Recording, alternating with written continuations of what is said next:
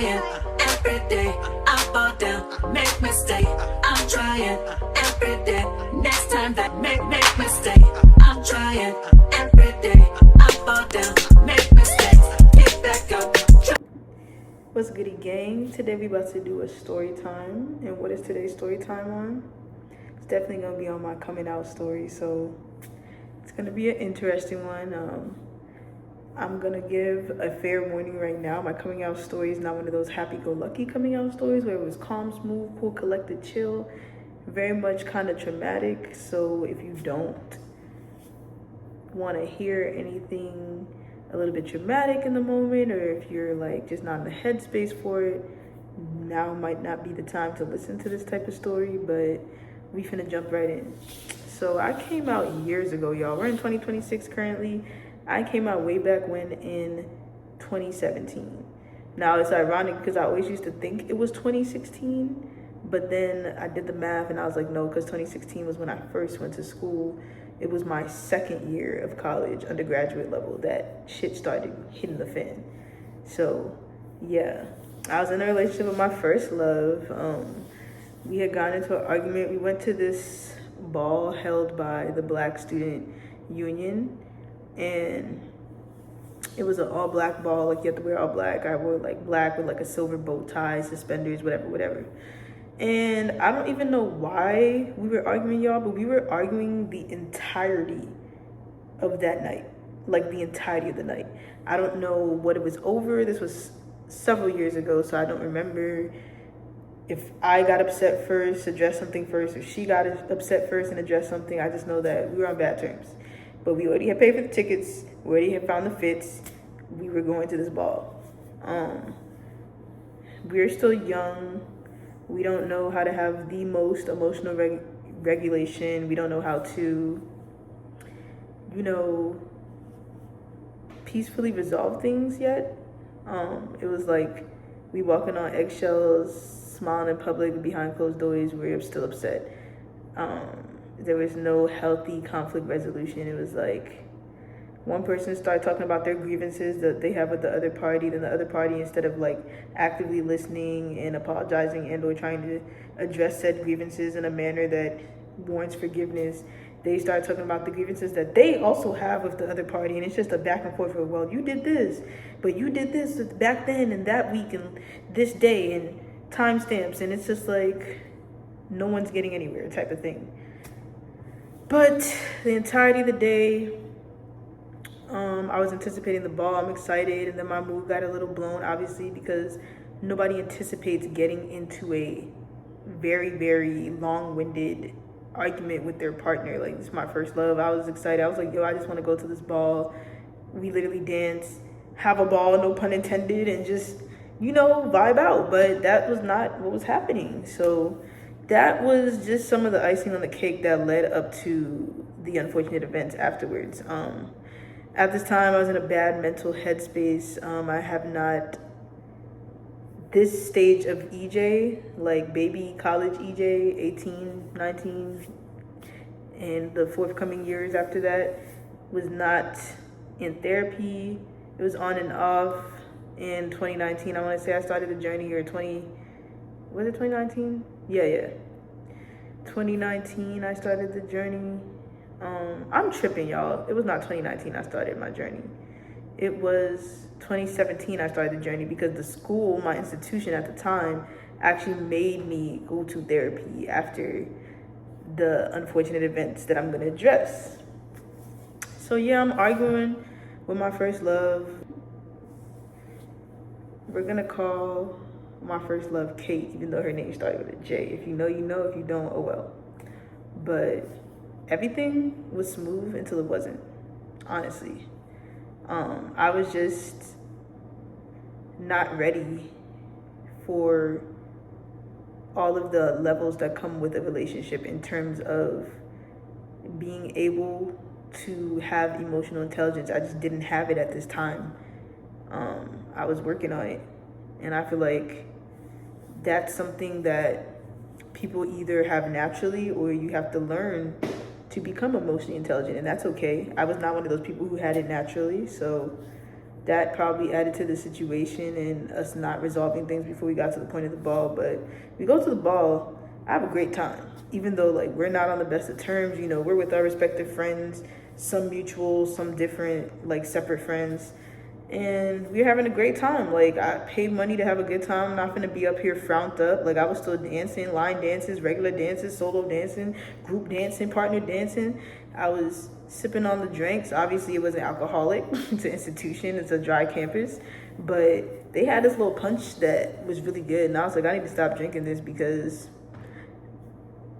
I had weight goals at the time and I had just started my gym journey for real. So I was like, all right, chill on the sugar, chill on the sweets. And I already have a real bad sweet tooth. So once I tasted that drink, I literally had to mentally tell myself, stop drinking it. But it was fun.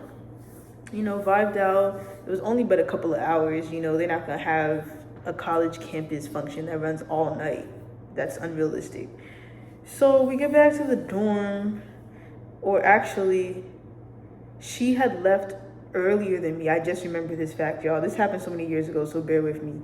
She left before me because, you know, she was still upset. Like, we had stepped outside for a little moment to have, like, a conversation. And she left. And I'm like, dog, what? I'm pretty sure... it's so foggy for me, but I can't remember, y'all, honestly, and forgive me. She either left before the event even started and like wasted her money on the ticket and didn't go inside, or she was inside with me for a brief period and then left. It's one of those two things, but right now it's just not coming to me because I have not thought about this entire situation for several years. Like, even though I've explained it to certain friends and stuff, I just don't wake up thinking about a situation that happened with my ex that led to unfortunate circumstances later on. But yeah, I'm just giving the background so y'all understand with what actually comes with the coming out story. Like, I had a bunch of mental health illnesses that I did not know about until later on in life, that now I'm properly diagnosed, and now I'm in the proper therapy and psychiatry and, you know, taking meds, thriving. I'm still journaling. I'm still doing things I love to keep me grounded, keep me level-headed, keep me cool, smooth, collected. You know what I'm saying? But at that time, it was just a whole lot of, I'm feeling these big emotions and I don't know what to do with them type of thing. So I was already in a bad headspace because, you know, I went to college. I finally started dressing the way I wanted to. Like, I've always been uncomfortable in the skirts and the dresses and having the long acrylic nails. Like, don't get me wrong, I'll still get a mani-pedi set with color, sometimes clear, sometimes with color, sometimes with a design, but I never liked the extensions. I never liked the bust downs, and shout out to those who do like the bust downs. Y'all be eating it up, clock it, but it just always made me uncomfortable because I felt like I was putting on a show for what my family wanted. Like, they chose everything I wore at the time. They chose my hairstyles at the time. I didn't have any say. I didn't have any choice. I was a child. Like, they chose everything for me. Like, when you grow up in the West African household, you don't have no free will. I mean, some people were lucky. It's very rare, but some people were lucky and blessed enough to have, you know, that type of environment where you can voice your opinions and you can be like, oh, this is not really me, or oh, I'm not really feeling this. They spending their money on me. I don't really have to say. I just have to put that shit on. That's what it was. But yeah, I got to college and I went crazy. I can't even lie. Like, I went to the store. I was getting everything I wanted to get. I was in the men's section. I was still looking over my shoulder like I was going to get in trouble for even shopping in that section. I was like, baby girl, like, you're an adult now. Can't nobody tell you. And let's use proper English. Not a single soul can tell me what to wear currently. Not a single soul. So I was like, you know, buying the clothes that I always wanted to wear when I was growing up in elementary, middle school, high school. Like, I just was going crazy in that manner. I was going to functions more, staying up late, you know. I was still doing homework, but I wasn't as disciplined as I was in high school, because when you come from a sheltered household, you go buck wild. There's no in between, yo. You go buck wild. And that's what it was. My GPA paid for it, but it's okay. We making up for it in the master's program. We got solid above a 3.6, so we doing well. Holding out strong by the grace of God. But at this time, I just was finally getting a chance to express myself. I finally felt like I could be free. And some of y'all may not understand. Like, a lot of people are like, oh, you want to be a man, oh, you're confused, oh, you're a burl, which is a boy girl for those of y'all like, what the fuck is a burl? Oh, you want to be a man, you want to transition. Like, twin, when did I ever say these things? And then it's no disrespect to those of y'all who do fall under those categories and you do identify with more masculine traits and you do feel like you were born in the wrong body. Like, to each his own. But it's just crazy to me how people assume a narrative based off of an appearance. What happened to what we learned in the pre-K elementary school level of don't judge a book by its cover? What happened to that saying? What happened to that sentiment? It's like, I present myself as tomboyish masculine. That doesn't mean my mannerisms are as such. I act very girly. Like, I know what my gender is. I know what body parts I was born with. I love my body. I love the body parts I was born with. I don't want to change them. I never will. The thought has never crossed my mind. And that's still not to discredit those who do. Like, it takes courage to even openly be yourself and even openly admit to yourself that you want to do something that changes your appearance, like something that changes you as a person. But if you think about it, it's not even a change for some people. Some people just, they were like, yo, this is who I always was. I just didn't get the chance to be born this way.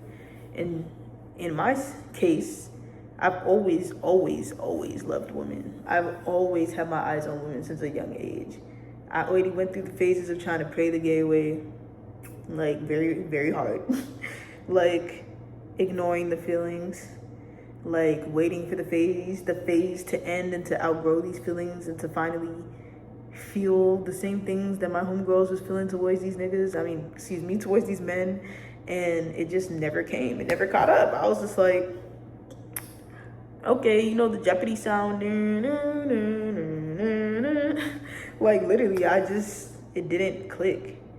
And so you guys are probably like, oh, it's just clothes. But like, for me, it was the first time I got to express myself without somebody doing it for me. It was the first time I got to show my individuality and be authentically me and not have to look over my shoulder and be afraid of like a family member being like, what the hell you got going on? What's that on your body? Blah, blah, blah, blah. Like, I've literally had aunties tell me like, it's a sin for women to wear pants. And the Bible says women shouldn't wear pantsuits and blah, blah, blah, blah. I'm so sorry. I don't give a flying fuck. Like, you talk about it's a sin, and that shit don't even make sense, because do you know how many women across the universe wear pants? Even if it's not a pantsuit. They even have suits for women, like the little blazer pantsuit sets. So what in your right mind makes you feel like it's wrong for me to wear pants? But that's neither here nor there. Back to the story of coming out. I finally am dressing like myself. Cool. So we're arguing. She either leaves before she even goes in the dance, or she leaves after the fact. Regardless, she left. And I was blown, because I was like, we're supposed to be enjoying this together, but it is what it is. I can't force you to stay somewhere you don't want to be. If you don't want to be near me, see me, be in my vicinity, I'm not going to force it. So fast forward, we back at the dorm. I had to finagle my way through, because, you know, I went back to her dorm first instead of mine. And, you know, if somebody's not there to check you in with your student ID, they're not going to let you through. But, you know, we used to slip and slide and get past these RAs. The RAs are not the brightest. No disrespect, but it's like we were all slipping past y'all all the time. So I go over there and I contemplated for a long time, because I didn't want to be like those people that don't let their partner rest and waking them up or whatever. But the only reason I tapped her gently to have a conversation is because I'm like, it didn't sit right in my spirit that we were both about to go to bed mad. Like, why are we going to bed angry at each other, twin? Like, let's talk. But by that point, when I woke her up, she was a little groggy. She woke up and she was like, she's just not in the mood. And understandably so. We had been arguing for a minute. We had been arguing before the dance, during the dance, after the dance. So she probably was over it. And she probably was like, let's just do this another time, a later time. I was like, okay, cool. I respect people's wishes and their boundaries, so I was not finna force it no more. Cool, she lay down and go back to sleep. Mind you, shorty is low-key like a deep sleeper. Like low-key, high-key. So I go to her bathroom. Mind you, the dorms that she has, I lived in Pono, which was considered Potomac North. She lived in Poso, Potomac South, but they're like right next to each other, only but like what, 10, 12 feet from each other. So I go into the dorm bathroom. It's a Jack and Jill style bathroom, mind you. So I had to lock the bathroom door on the other side where the other people in the other dorm next to her could come in, and I locked her side. I'm sitting there, I'm crying. And I left the key factor out of this. I had grabbed like a pill bottle of Tylenol extra strength before I went into the bathroom and locked the doors on both sides. And I'm sitting there crying. I remember I FaceTimed one of my friends at the time, Phoebe, and I had FaceTimed her. And I'm like, yo, tears coming down my face, snot, I can barely talk. I tell her like, you know, things you start saying when you feel like you're ready to be done.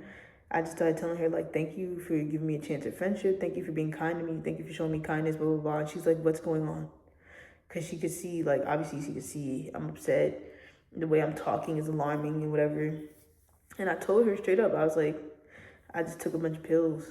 And then I flipped the camera and showed her like, because I had like tried to just down some real quick, and then the rest of the bottles fell out my hand because I'm clumsy. I don't know how it fell out my hand. It just did after I did what I did. And then the pills were scattered everywhere. And she was like, no. She was like, where's Kate? Because remember, we're calling her Kate for this video. She was like, where's Kate?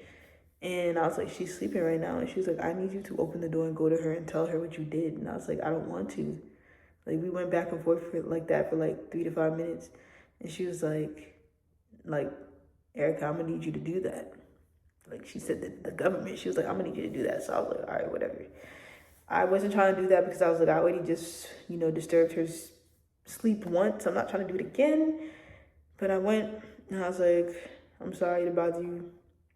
I know you said you don't want to talk right now. We're going to talk in the morning, but Phoebe wants to talk to you. And at this point, I'm shaking because I'm scared because I know she's going to tell her what I did. And she told her, and she's like, what? She instantly sits up and she's like, did you do that? Why would you do that? And then she went in the bathroom, saw the whole scene, started crying.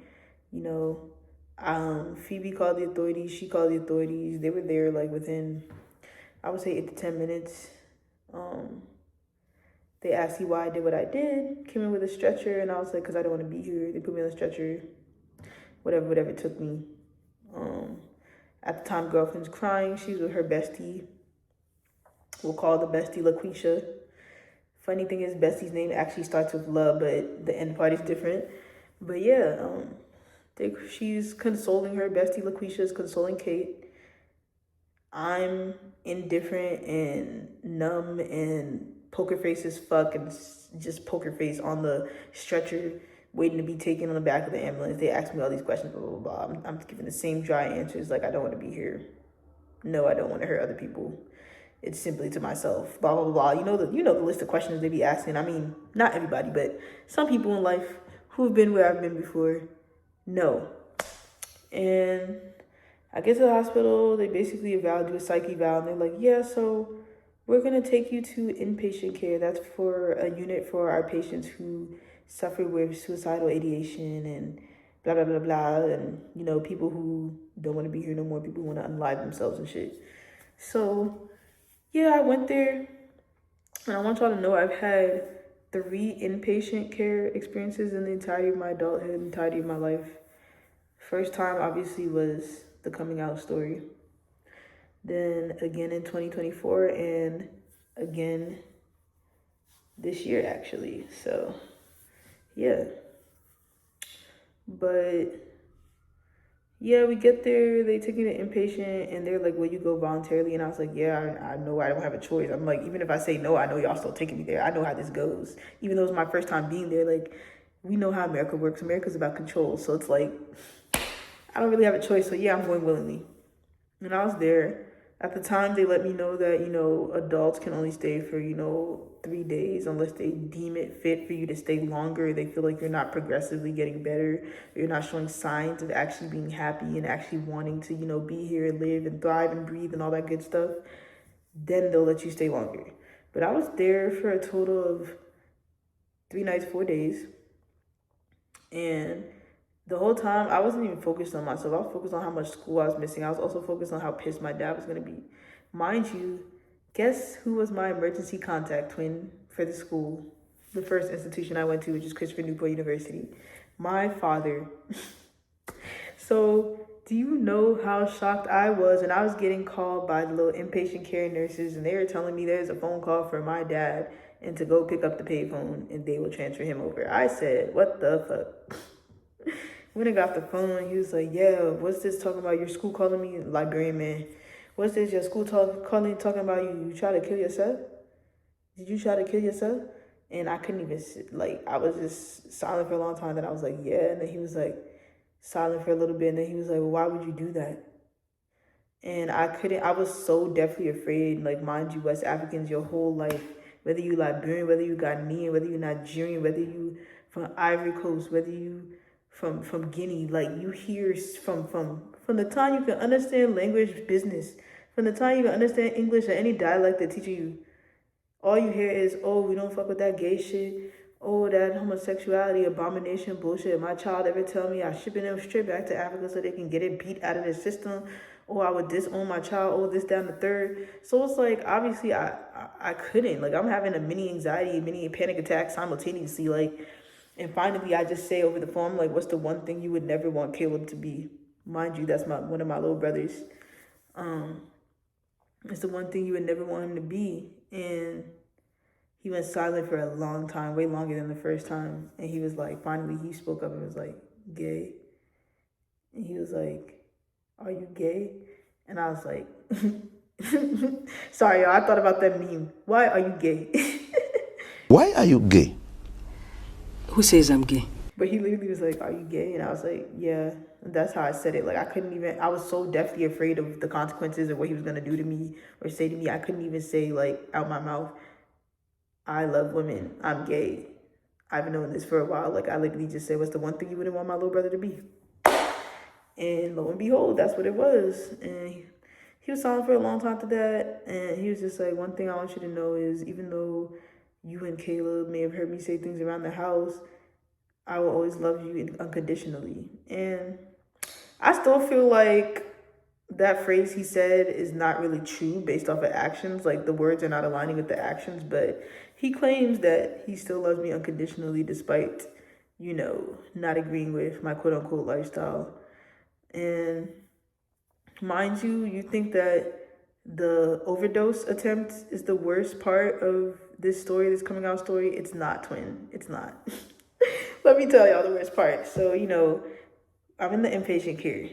So I talked to him. The following day, I tell them, like, you know, I'm feeling better when I have my evaluation with the psychiatrist. Whole time, I'm just saying what the fuck needs to be said so I can hurry up and get back to my classes, because I know he's going to be even more pissed if I flunk out because I was in fucking inpatient care from trying to kill myself. So I'm like, he already paid for my semester. I got to get back to school. So I'm like, yeah, I'm feeling great. Like, I don't know what's going on. It was just a very low moment. It felt like I was in a deep, dark abyss of despair. It felt like I was just so depressed and I couldn't get myself out of it like I normally do. But now I'm doing great. You know, after being here, I've had time to self-reflect and isolate, you know, saying whatever the fuck they want to hear to let me go the fuck home, because a bitch is in school. Stop playing. But yeah, then I did my exit counseling with one of the dudes that was in there, the nurses, the nurse techs, whatever you want to call it. And, you know, my grandfather was up there with me. They had sent him up because they're releasing me to him. Like, when you go to inpatient care, you have to be released to somebody. Your ride has to be there. They're not just going to let you walk out and be like, oh, I'm going to take the bus somewhere. Like, no, somebody has to be there to pick you up. So he came upstairs. You know, we playing a role. We sitting there. I'm tense as fuck because it's awkward because I know he knows what I try to do. But obviously, he's not going to speak on it until we're not in front of, you know, any audiences anymore. So, you know, the man says it's 1-2. I sign my paperwork, blah, blah, blah. Discharge. Cool. Get my stuff. Leave. I'm in the car ride. This is the first red flag. My little sister in the car. She's like, what? At the time, maybe 5 or 6. Because at this time, I'm either 18 or 19. We're 13 years apart. But quite literally, I'm in there. And my grandma, she doesn't even like, oh, I'm so happy you're alive. She literally is pissed at me. She's like, she literally stuck her teeth and shit. She's looking at me. She's like, why would you do that? What are people going to say about that? That's one thing you're going to learn about Africans, whether it's West Africans, East Africans, North Africans, South Africans, they care too damn much about what people think. Me, I don't give a flying fuck. I've been saying this for years and years, and I'm gonna keep saying it because these people are not feeding you, they're not financing you, and they're not providing any type of intimate acts for you. So why do y'all care so much about what these people are gonna think and say? What are they doing? Like, you acting like they are the almighty God that is up in heaven, that we serve and praise every day. For y'all to be caring so freaking much about what these people think. Like, I don't care about what the next person got going on. I'm too tunnel vision on elevating the quality of my own life and bettering myself and changing the negative qualities and characteristics of myself that I don't have time to worry about what the next man or woman is doing. Seriously. And that's not even shit talking. That's just keeping it real. Like, I genuinely cannot care about what the next person has going on when I'm so focused on chasing peace and healing and doing the inner work that I need to do so that if I am blessed enough to start a family with a beautiful woman who I am madly in love with, I'm prepared through and through. The best version of me is going to be offered to those kids. It's going to be the best version or nothing at all, period. But yeah, I'm in the car. You know, my little sister's crying. She's too young to even understand what's going on. She just knows that big sis was in a place that she shouldn't have been and something's going on. So she was crying. And yeah, they just talking to me, blah, blah, blah. That wasn't the worst. The car ride was already awkward. And, you know, I was getting reprimanded and blah, blah, blah. The worst part came is when they left me with my parents. My dad had asked them to have a moment with me or whatever. I already knew was coming. They sit me at this round table, right? So all my CNU peeps, y'all remember the David Student Union. Like, this is where I had the most traumatic thing happen to me, twin. David Student Union, y'all. That little pizza bistro place, the pizza bistro spot where, you know, it's not always trustworthy to get pizza from there because the flies be flying in the containers and sitting on the pizza that's on the showcasing shelf. Yeah. They sit me at the round tables at the David Student Union that's across from that little pizza shop because it's a little bit isolated, but it's still an open shop. Like, there's no doors, so you can, students that come in and pass by can still see what's going on. So they sit me at the round table. I'm on one side. It's my mom and dad on the other side. Mind you, they're not together at all. I got a stepmom. And they gonna slide the Bible in the middle of the table and talk about the scripture of Sodom and Gomorrah. And I'm just like, holy fucking airball. Like, I'm thinking for once, as my parents, y'all are finally gonna see me and y'all are gonna fucking hug me and show me that unconditional love that you're talking about and be like, we're so happy that you're here and we're so sorry that you felt like you had to make this decision. You didn't feel comfortable enough to come to us, to talk to us. For people, especially my dad, for people who always constantly saying, oh, I want it to be like we're best friends. I want you to feel like I'm your best friend. You can tell me anything. Y'all never made it feel safe, emotionally safe and sound, nor comfortable enough for us to open up and confide in y'all about certain things. That's why we keep our lives so secretive and private from you guys, because you never opened it up. The bond was never established. The safety net and cushion was never ever laid as a foundation for me to ever feel like I could come to y'all with these feelings and come to y'all with what I battled with for so many years in my life. But yeah, it was just miserable, bro. They kept going. It went on for like an hour and a half. I was just sitting there and they're telling me about, oh, this is wrong. You know, you were raised in a church and what are people going to say? Literally, they both kept talking about what are people going to say. I don't give a fuck what they're going to say. Y'all care about what these Liberian people going to say so badly. Like they have the final say. Like, they're the ones that say the end all be all. Like, what do they have going on so much for y'all to care about their opinions that deeply? That's what I can never comprehend, and I can never get on that same wave as y'all because I just don't care about what other people think. Everybody sins, bro. And at the end of the day, I still firmly believe being gay is not a sin. I don't care. You can kill the messenger. You can shoot the messenger. I don't care. I don't believe it's a sin because if God knows all, sees all, he could have quite literally destroyed us at the snap of a finger. He could have destroyed us with lightning, hellfire, anything he chose. He could have destroyed us before we even came into existence. Twin. He could have literally been like, nah, we're gonna stop that shit. Just like he did with the flood in Noah's Ark. But he didn't. And it's like, I need some of y'all to realize that it's the people who don't go to church regularly, the people that have the tattoos, the people who you always are judging, and judging the book by the cover. They're the ones that actually have the purest souls and the better hearts than the people that are going to church and sitting up in there every Sunday, every Easter, every Resurrection Sunday, every Christmas, birth of Christ. Like, y'all always want to be front and center, but then always the ones casting judgment, always the ones protecting the child molesters and rapists in the church, on the pulpit, or in the family. Like, y'all want to accept pedophilia before you accept homosexuality, and I will never understand that, because I know to only be with people my age. That's something I will never, ever struggle with. Y'all need to be worried about those folks. Those are the ones that there's a disconnect. That's where the sickness lies, because how can you want to cause harm or do intimate acts with a fucking minor? That shit don't even sound right coming out my mouth, twin. How can you want to do something with somebody who cannot even comprehend the concept of the thing that you're trying to do? You're introducing them to that. You're introducing them to something they have no business being exposed to that early in life. And that'll be another story time for another day, because I was exposed to things early in life I had no business being exposed to. And no, that does not have anything to do with my sexuality, because I'm so sick and tired of the folks I'd be like, oh, people who are gay were molested and raped.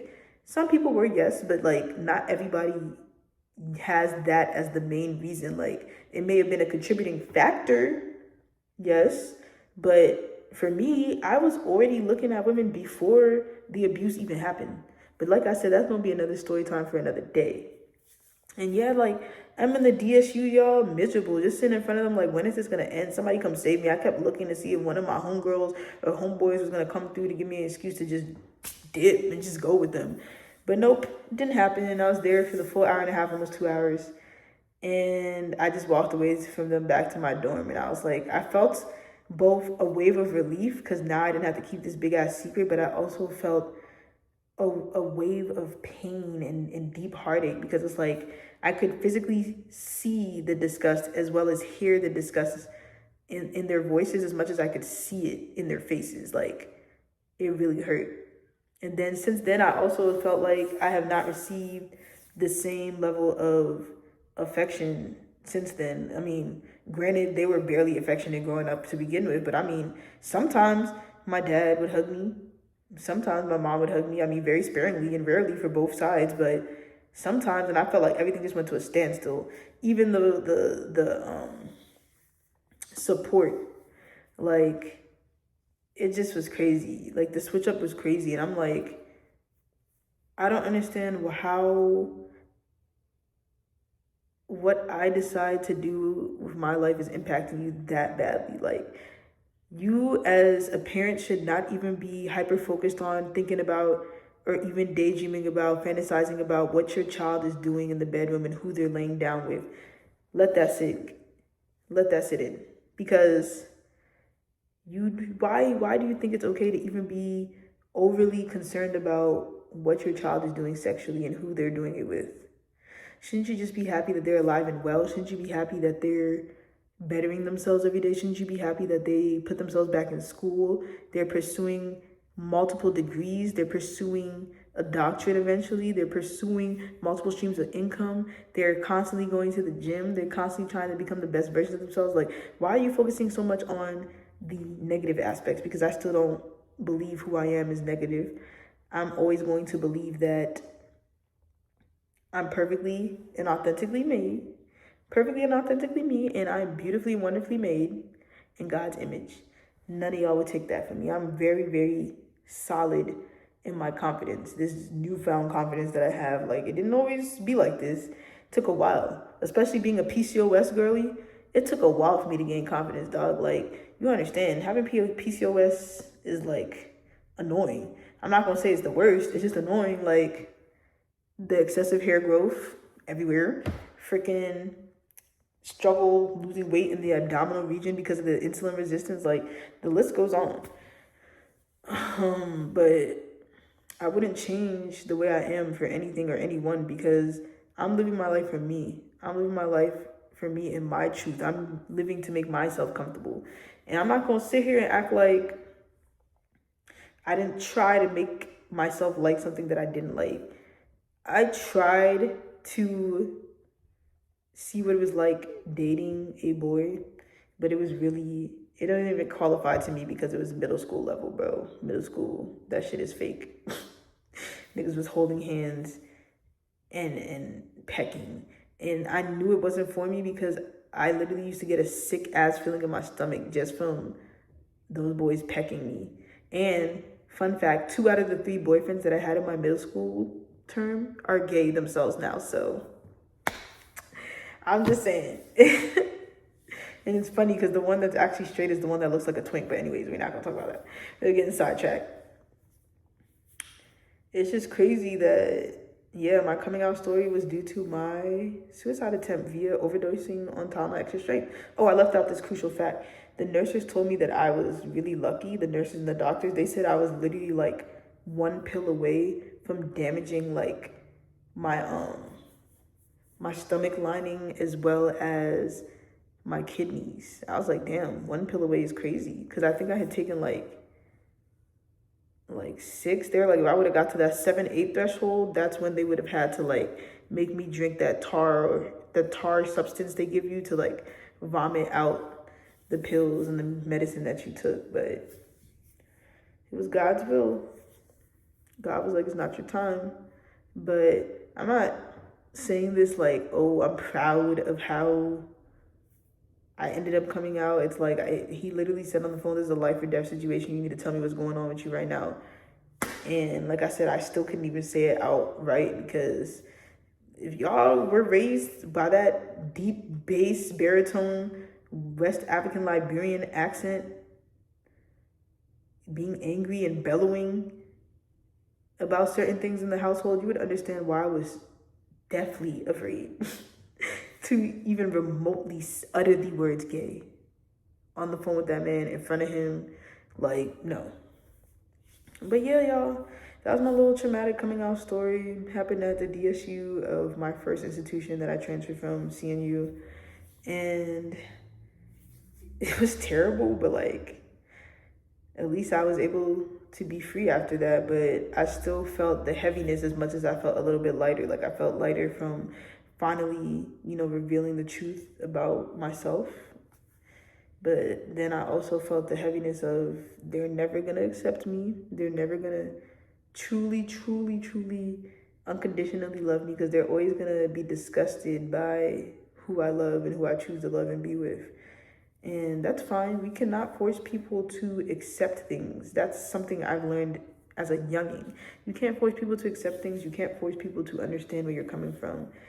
If they're already closed-minded, if they're already brought up in certain certain mindsets, certain upbringings, a certain time frame, time period, they're just not going to be able to meet you halfway. They're not going to be able to be open-minded enough to give you a chance, and give you a chance, meaning to get to know you, get to know the real you. Because my parents loved to say that they know me growing up, but they really, truly, sorry y'all, my eye, they never truly knew me. They never took the time to get to know me. I feel like they didn't take the time to get to know any one of their kids. Like, y'all just be saying y'all know us, but you don't. Like, you know what I show you. You don't know me. You don't know what makes me smile, what makes me sad, what makes me laugh, what makes me glad, what makes me happy, what makes me upset, what makes me angry. You don't. And it's like, I don't understand when parents be trying to make it seem like it's up to the child to establish the bond. Like, no, it's not. Because you brought me here, and then you're the one that's trying to mold me to be how you want me to be, right? Even though you can't really, yes, you can train up a child in the way that they shall be, and the word will never depart from them. Hence, my grandparents got me in the word. I still love God, but at the end of the day, you can't control a child's actions and how they decide to express themselves and how they decide to present themselves to the world. Like, that's going to be their choice when it's all said and done. And yeah, man, sometimes I'm just like, maybe I should have stayed in the closet. But then other times I'm like, no, I'm happy that it happened the way that it happened, and everything happens for a reason. But I literally was on a track of, I was about to literally do that little lavender marriage thing and just marry a dude for the one time, have the one kid, so that they wouldn't suspect me. And then we were gonna have our agreement and let him know, like, yo, I'm about to be happy with my real woman, my wife on the side. Like, this is just for show. This is just for protection. But I'm so happy I didn't do that, because that would have been messy and it would have been annoying, and I probably would have cried every day and been miserable as fuck. So I'm happy that I didn't end up doing the lavender marriage route, and I hope that some other West African kids, whether you're first gen, second gen, third gen, if you were raised in the West African culture, Liberian culture, any type of African culture, any type of foreign culture in general, Caribbean, like Latin American, like anywhere, and you feel like you cannot be your true self and you cannot express yourself, I want you to know that you're loved, you're seen, you're heard, you are felt on a deeper level than you could ever understand. And I feel like if you're trying to do a lavender marriage route, you should not have to subject yourself to live your life for other people. It is your life to live. They had their chance to live their lives. They cannot control you anymore. When you were a child, yeah, you barely had a voice. I understand. Me either. Now you're grown as fuck. Live in your truth. Live as authentically you. Be happy. Do not alter the course of your life to try and make other people happy, to please other people. You should be living to please God and yourself, because it's your life. That's it, that's all. But I hope you enjoy this little story time. Thank you for bearing with the ADHD mind that be going from A to Z to C to F. But until next time, and this video is gonna be a little different because I'm gonna stitch a little bit of how I spent the beginning half of my day before we got to this point. Deuces. Alright, y'all, as you can see, I'm running errands. I forgot to record the rest of the day because I was moving too fast, but we at the car wash right now. Even though it's gonna get shot on again because I live around a shit ton of trees, but it was looking too atrocious. Had to get it right. Had to get it right for the one time real quick. But I went to Walmart, I got some necessities. I got another 35 pack of water. Always gotta have the water on deck. I got me some plates, cups, bowls. Got me my honey bunches of oats with the almonds, my favorite cereal, my lactate milk. I got some, what else I got? The little oven mitts and the towels for the kitchen. And I got me a nice smelling candle. So yeah, it was productive. I got what I needed. I got some essentials. And we about to be on the way home so I can relax. It's my off day, whatever. Damn! Hold on, T. Hold on. We about to be done though. This shit was quick. Quick little wash. Alright, Vlogski. You know, we in the crib with it. Got a couple things from Wally World. Containers so I can start packing my lunch and start paying for food. Got a couple bowls, plates, cups. Finna wash those, of course, very much thoroughly with hot water. Got my favorite cereal. What y'all know about the honey bunches of oats with almonds? I love the original and the one with almonds. Either or, you can't go wrong, but I usually only get the original if this is sold out. This don't bust. What y'all know about the lactate 2%, bro? I tried the one with calcium, but it don't even taste like much of a difference. So I'm like, why am I paying more if it's not that much of a difference? So we move with the regular lactate. Then you know I had to get little decorative towels for the oven, the mitts in the drawer with the liner. Yeah, these aren't gonna stay here though. This is where I'm gonna keep my spoons, forks, knives, and everything once I get the little container, y'all. And not too much. I cut these by myself. I was not about to get no measuring tape because it's not that deep to me.